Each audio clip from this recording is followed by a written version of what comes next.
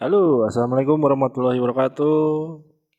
Halo para viewers, apa kabar? Semoga kalian dalam perlindungan Allah yang Maha Kuasa, serta diberikan kesehatan dan rezeki yang melimpah, tentunya untuk kalian dan kita semua tentunya. Oke, baik para viewers, kembali lagi saya di sini dalam channel saya.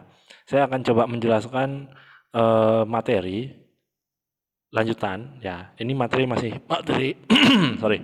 Ini adalah masih materi tentang materi kelas 10 sejarah Indonesia. Kalau kalau video sebelumnya kita sudah membahas tentang eh, apa namanya? Manusia dan sejarah. Nah, sekarang kita akan membahas saya dalam hal ini akan menjelaskan atau mempresentasikan tentang materi yang disebut bab 2 tentang kehidupan masyarakat Indonesia pada masa praaksara atau dulu dikenal dengan masa prasejarah. Nah, kita mulai. Apa aja sih yang ada dalam slide ini? Mulai dari masa praaksara, manusia purba, nenek moyang bangsa Indonesia, perkembangan kehidupan hingga hasil dan nilai. Oke, jadi untuk video ini nanti akan terbagi dalam beberapa bagian atau beberapa part yang tentunya nanti akan menyusul. Dan tentunya video ini atau penjelasan saya ini akan saya coba upload ke channel saya di YouTube. Jadi mohon like dan subscribe ya. Dan bagi yang belum menonton part sebelumnya, silahkan kalian bisa lihat link yang ada di atas ya, link yang ada di atas tentang bab sebelumnya. Nah, baiklah, kita langsung saja ya para viewers yang selalu setia, asik, setia, setia bagaikan cintaku padamu gitu. Oke, lanjut. Masa praksara. Masa praksara kita lihat dari pengertiannya terlebih dahulu. Dalam bahasa Inggris adalah prehistory. Pre adalah sebelum, history adalah sejarah. Jadi prehistory adalah masa sebelum sejarah.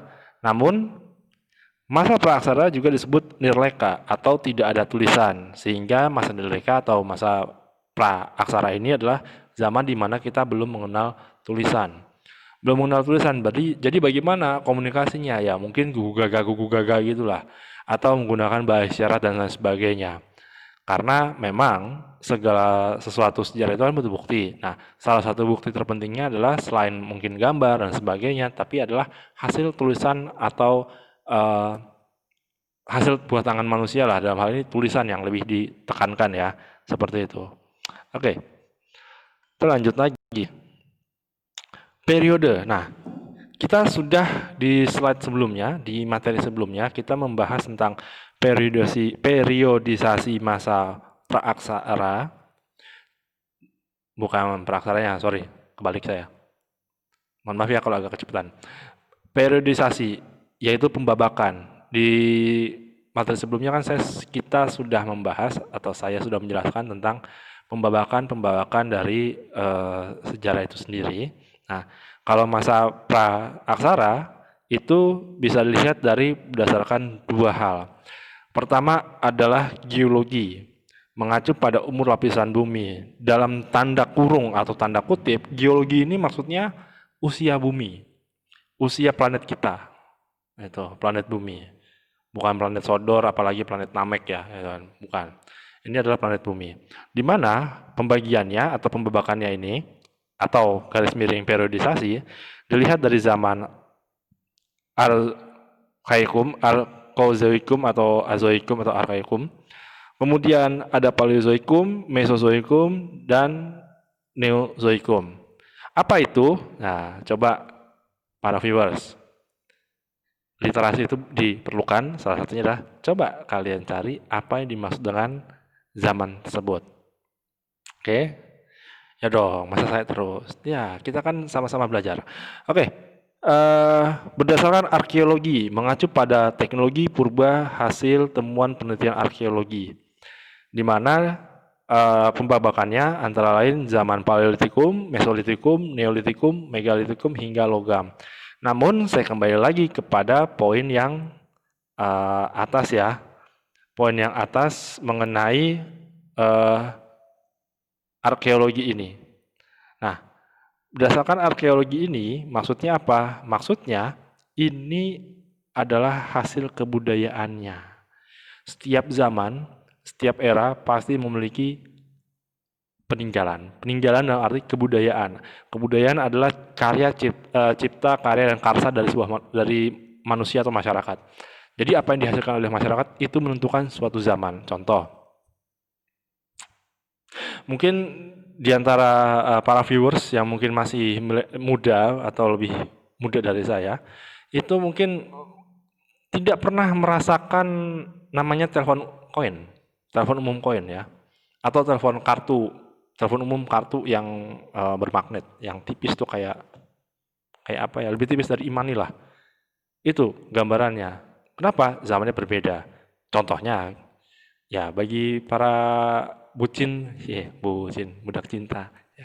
Kalau kalian nonton Dilan, ya, itu kan kalian bisa lihat, Dilan itu kan ngambil film dengan konteks tahun 90-an di mana mungkin di antara kalian tuh belum ada yang lahir, masih di awang-awang gitu kan. Itu kan bisa dilihat barang yang dipakai pada film-film tersebut disesuaikan dengan zamannya. Artinya apa? Ya harus dilihat dari sudut pandang arkeologinya. Seperti itu. Itu gambarannya. Selanjutnya, kita masuk ke dalam bagian yang, mohon maaf apabila penjelasan tentang ini agak membuat kalian jenuh, karena satu, saya tidak menampilkan muka, saya masih belajar untuk bagaimana menampilkan muka saya, tapi nggak usah lah, mungkin saya takut terlalu tampan. Lebay. Oke, manusia purba. Kita bicara manusia purba, ya bicara tentang lokasi, sorry, takutnya ada yang tinggalan nggak? Oh ya, sip. Lokasi penemuan manusia purba di Indonesia. Kita lihat, ini adalah peta Nusantara, ya, Indonesia sebagai negara kepulauan, walaupun ada negara pulau bagian tetangga dan sebagainya. Jadi lokasi penemuan manusia purba di Indonesia itu tersebar banyak di beberapa lokasi, seperti di Sangiran, Trinil, tapi mohon maaf ya, ini titiknya agak kurang pas, jadi tengah laut ya. Jadi saya lupa geser-geser titik-titiknya. Sangiran, Trinil, kemudian ada di Wajak, Flores. Floresnya bukan di Sulawesi ya, tapi di bawah di Nusa Tenggara. Kemudian penjelasannya, wilayah yang diperkirakan menjadi tempat hunian, diperkirakan dalam tanda kutip, perkiraan, kemungkinan, ya, tempat hunian manusia purba. Itu mayoritas ini di Pulau Jawa sama di Pulau Nusa Tenggara ya. Namun apakah ada kemungkinan di tempat lain? Ya, namun kita kembali lagi.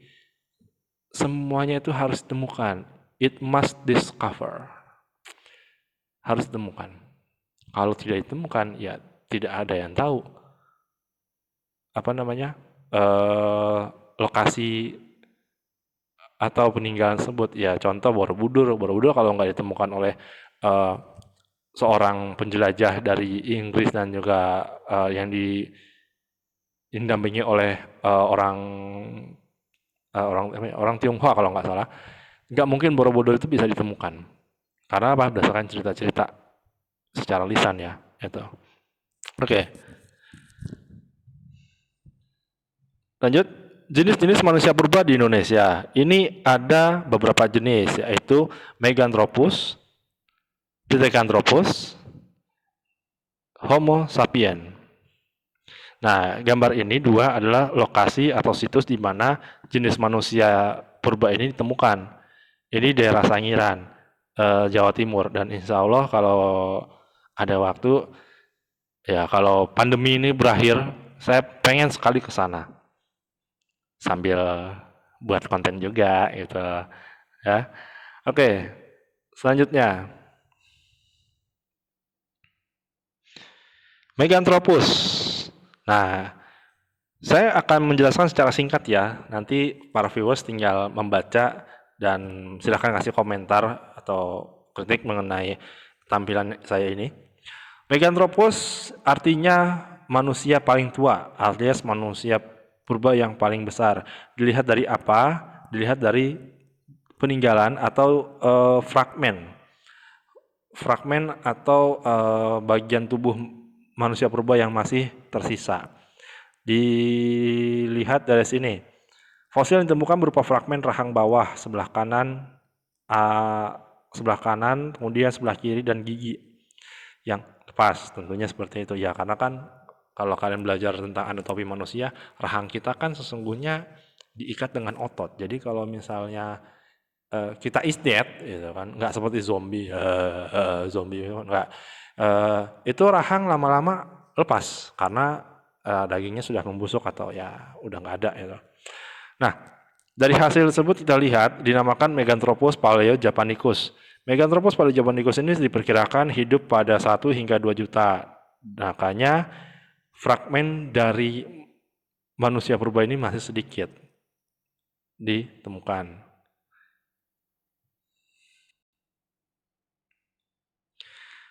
Lalu ada Pithecanthropus. Nah, ini adalah jenis manusia purba yang jenis-jenis manusia purba yang paling banyak ditemukan di Indonesia.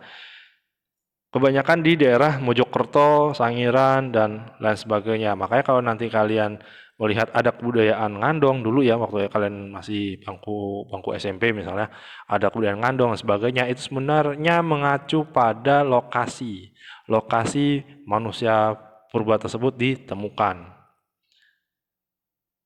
Jenis-jenisnya ada Pithecanthropus mojokertensis dan Pithecanthropus erectus. Jadi manusia purba ini dinamakannya biasanya sesuai dengan misalnya nama penemunya, kemudian nama wilayahnya. Makanya ada yang disebut Pithecanthropus mojokertensis.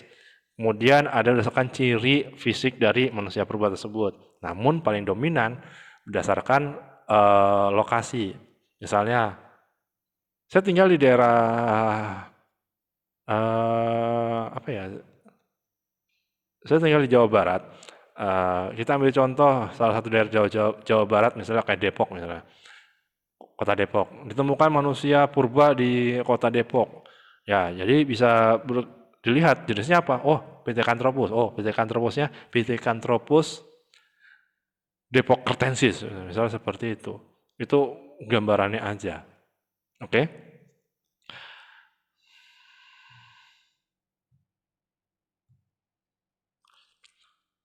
Nah, ini pembagian ya, Pithecanthropus mojokertensis ya ditemukan oleh von Koningswald pada tahun 1936 di bawah pada lapisan PlayStation. PlayStation ya, bukan PlayStation. Walaupun saya pengen main PS nih. Main PS4, pengen nyobain PS4. Mungkin diantara para viewers ini udah ada yang nyoba PS4. Boleh lah gitu. Ada tukang rentalnya enggak itu. Oke. Diperkirakan hidup sekitar 2,5 sampai 1,25 juta tahun yang lalu. Kemudian fosil ini yang berhasil ditemukan berupa tengkorak anak-anak. Ya, di sini saya tidak menjelaskan banyak lebar. Bisa kalian lihat baca penjelasannya mulai dari ciri-ciri fisiknya. Dan yang paling menonjol adalah volume otak. Volume otaknya itu sekitar 650 hingga 1000 cc. Nah, coba para viewers, berapa sih volume otak manusia di era sekarang? Mungkin ada yang tahu, silahkan tulis komentar di bawah. Kemudian ada Homo erectus. Ya, Homo erectus ya ini ditemukan pada tahun 1890 oleh Eugene Krebs. Oh, bukan, itu Mr. Krabs. Eugene Dubois menemukan beberapa fosil Pithecanthropus erectus di daerah Ngawi dan sekitarnya. Ya kan? Tapi kenapa dinamakan Pithecanthropus erectus? Adalah manusia yang berdiri tegak. Jadi kalau ada yang mendengar kata erectus, itu tegak.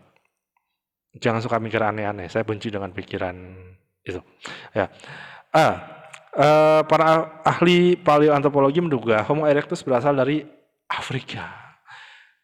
dan bermigrasi selama masa Pleistocene, sorry. Sekitar 2 juta tahun yang lalu. Jadi bisa dikatakan bagaimana manusia ini bisa, nenek moyang kita berasal dari mana. Kalau kita bicara secara ilmiah atau sains yang berdasarkan literasi dan sebagainya, itu ada yang menyatakan dari Afrika. Memang kalau bagi orang yang menganut Muslim, manusia pertama itu adalah Nabi Adam. Cuman masalahnya adalah kita nggak tahu Nabi Adam itu seperti apa kan. Ya itu gambarannya aja. Jadi ya kembali lagi lah kita bahas tentang sejarah manusia purba. Kenapa manusia purba ini penting? Karena bisa dilihat manusia itu mengalami evolusi atau perubahan yang terjadi secara perlahan. Ciri fisiknya, nah saya langsung saja ke volume otaknya. Volume otaknya sekitar 750 hingga 1000 cc. Dengan berat badan mungkin sekitar 80 atau 100 kg.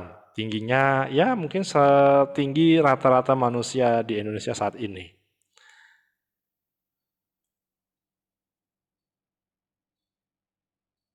Homo sapiens, artinya manusia cerdas. Mungkin kalau kalian perhatikan para viewers, lihat tengkoraknya. Gak. Ya. Enggak ya, karena nggak ada rahang bawahnya. Kalau rahang bawahnya ada bisa kita mainin gitu. Oke, satu-satunya disebabkan oleh volume otaknya yang jauh lebih besar daripada jenis manusia purba sebelumnya. Diperkirakan fisiknya mungkin sama dengan kita, tapi yang jelas tadi titik beratnya pada volume otak sekitar 1,5 liter atau 1650 cc. Muka datar dan sebagainya. Jenis Homo sapiens ditemukan di Indonesia adalah wajak dan Homo soloensis dan Homo florensis. Jadi kembali lagi penamaannya berdasarkan tempat. Mungkin kalian punya nama tertentu untuk menamakan orang-orang sekitar daerah kalian. Mungkin orang Solo ada yang dikatakan Homo soloensis karena dia manusia cerdas di Solo dan lain sebagainya itu. Tapi jangan, nanti pembulian itu nggak bagus. Oke. Homo sapiens. Selanjutnya Homo wajakensis. Nah ini gambarnya ya. Pak, bagaimana kita bisa melihat ini? Ya gampang saja viewers. Cobalah kalau kalian meluangkan waktu, cobalah berkunjung ke museum. Tapi usahakan setelah pandemi berakhir ya, karena kan walaupun dibilang ada new normal, tetap kita harus mematuhi protokol kesehatan. Ini ditemukan di daerah sekitar Tulung Agung oleh Eugene Dubois tahun 1889, hidup sekitar 40 hingga 25.000 tahun yang lalu. Kemudian von Königswald juga sama, menemukannya di Wajak.